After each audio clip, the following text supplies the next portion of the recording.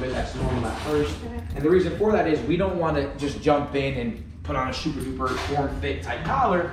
Now he doesn't understand pressure, right? The main premise of a prong collar is what? It's pressure on and pressure off. And it means exactly as it's worded. If I'm on a walk with him, he's reaching the end of his leash, he's creating his own pressure, it's uncomfortable. You walk closer to me and you're calm, it feels like a normal collar or something. This is something that I use with my own dog, Jake uses with his dog, and we use on a lot of our own clients' dogs, especially when they're big, strong dogs like this. I'm super duper happy that you guys were on board with it, because the amount of people we work with strong dogs like this that want to work with a harness is insane. And again, harnesses are great for the safety aspect, but good luck walking this guy consistently full grown on a harness. Your arm's gonna be out of your socket. So, in a couple minutes, what I'm gonna do is I'm gonna ask for his leash. And all you're gonna see me do is hook his leash up and stand still. He's gonna reach the end of his leash and he's gonna feel pressure for the first time. Now, what typically happens, I would say one of three things. The first one, and the one that I can tell you right now is not gonna happen, I have had dogs reach the end, and because it gets uncomfortable and they're associating it with me, they come to redirect at me. Like, hey, you bit me, I'm biting you back. Ain't gonna happen here, he's a little guy, he's a sweetheart. B, sometimes they freak out. They feel like they gotta run. You may hear him cry. It's not because he's in pain, it's because he feels like he can't escape, right? Or C, they reach the end of their leash, it feels a little uncomfortable, and they realize if I step closer to him, the guy with the leash, everything turns off, right?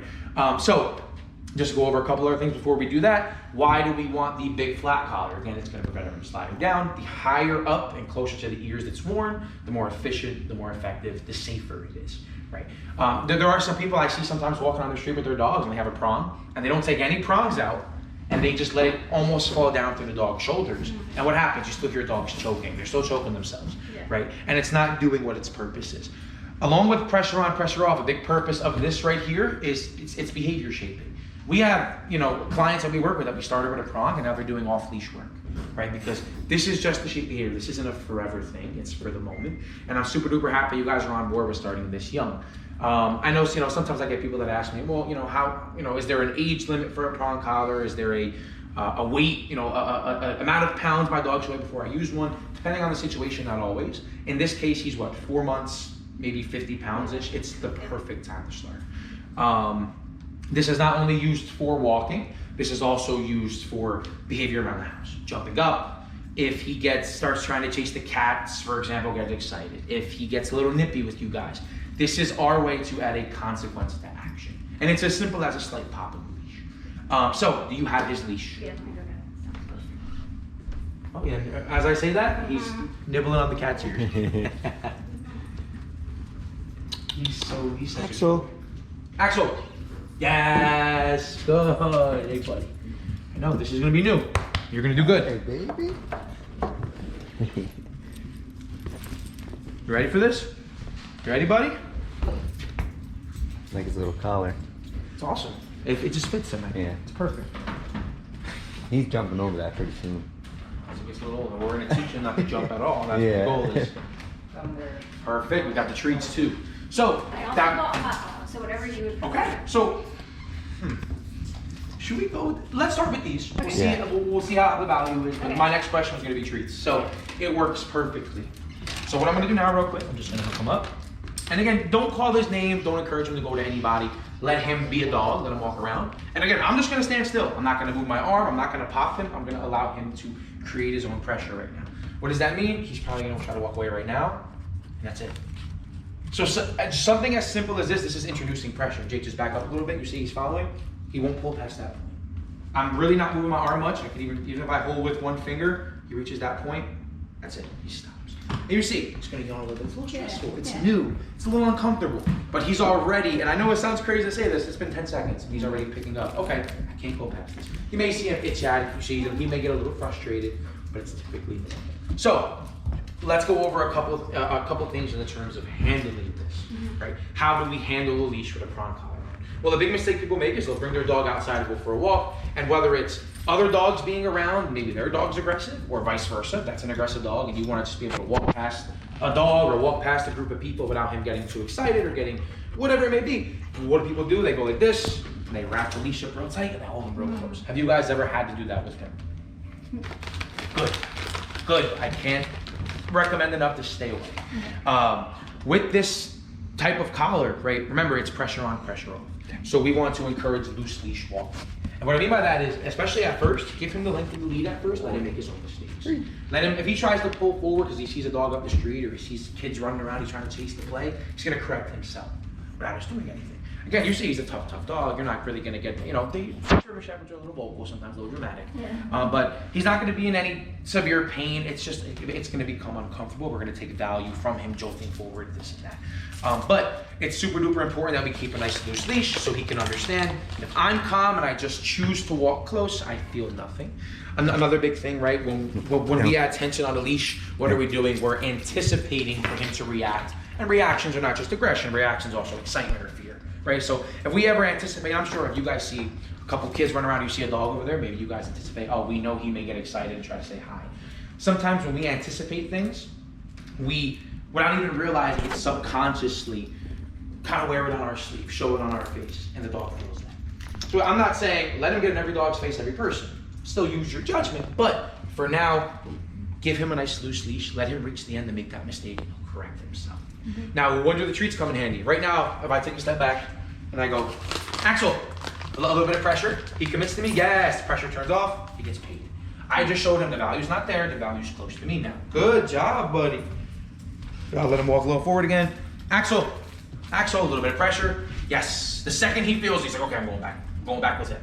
Yes, I'm the guy with the treats right now, but still, even before I showed him I had a treat in my hand, he was already responsive to it. So, I know it sounds crazy that it looks this easy, but believe it or not, this tool is probably the best tool in dog training, but it's probably the most misused tool in dog training. There are people that don't do their research and they'll just hear about it, they'll put it on their dog, and they just start lighting their dog up. Pressure, this, corrections for nothing, right? Every correction at first starts with him correcting himself for the most part. Once he starts to understand pressure, we can add our own correction, which is something as simple as a quick pop of the leash. But he has to understand the correction first, and the correction has to be fair, right? So, again, as I brought up, the higher up it is, the more effective it is. So I'm very, very happy that you guys got the flat collar. I might, before I leave, take one more prong out. It's gonna be a little more perfect, but still big, right? And also before I leave, it is very easy to open and close, but I'll go over it one more time with you guys, because believe we have people, so we have a woman that we work with that she's a little older, so it was a little tough for her to kind of figure out, because this is all new stuff, and she put the prong on the dog completely wrong, and it busted off the dog while they were walking, right? And this was fairly recent.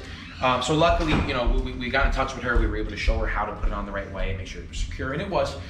These things do not break often. I think I've seen one break once, and it's because the collar was like 10 years old. They don't break often. If you ever wanted to, because it is a quick release just to avoid conflict, if you wanted to get like a leash connector on Amazon for like $4 or $5 that would just connect the prong to the flat to have the extra security, you can. But I will say, just from my experience, these collars are usually very secure. Just use your judgment. If you see something up with it, don't be scared to reach out. But again, so that's kind of the walking part. And it is as simple as it sounds. Again, they're very, very misused. That's why I wanted to really dive in depth with this today. I think we briefly went over it last time. Why do we use the neck? Right? In dog training, well, again, if you've ever seen a litter of puppies play with each other, mom corrects them, she bites at the neck. If dogs get into a fight, they go for each other's necks. Even if they go for humans, they go for our necks. This is the same thing with the wolves or any canine. It's how they understand a correction. It's how they understand a way to neutralize something if they're trying to attack it, right? So we use that neck because it's the most natural way for them to understand, okay, that's mom biting me and telling me I'm wrong, right? So diving in now to what is a fair correction. Do I really want to correct him yet? Not necessarily, but I can give an example. If I go like this and I go, Axel, right? Yes. So right there, I slightly turned pressure on. The second he committed to me, what I do? I move my arm back out, the pressure turned off.